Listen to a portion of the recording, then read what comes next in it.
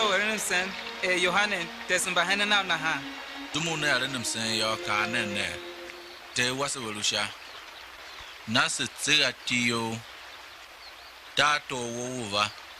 Iye shima yo shinta kwa vo EREN shana ha.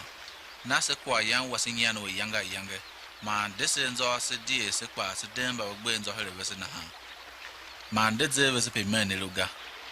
Ba yema se fe.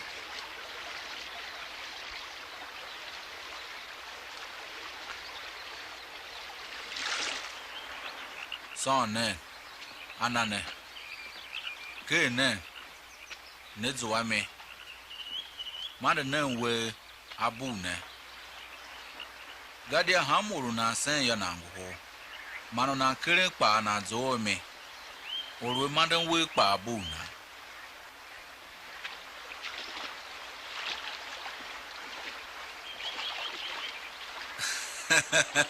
Ka kere we wanu na one son na shu. Mana agama na on yo.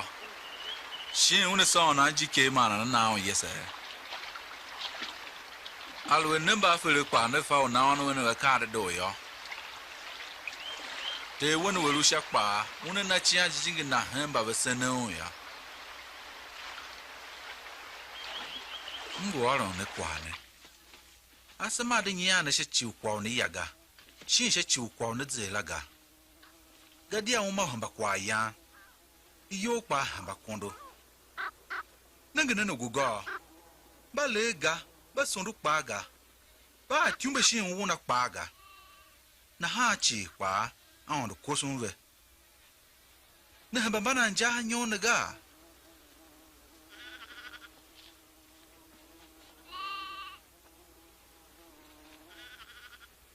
ka won she shima nyane nan na nafatia ose tia bene nana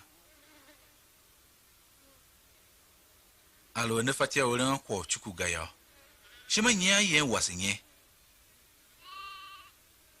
gama nanga nani morumba keto ba ren tom gamba temoga na hachi pa to Solomon yengem na chi kumasha move momga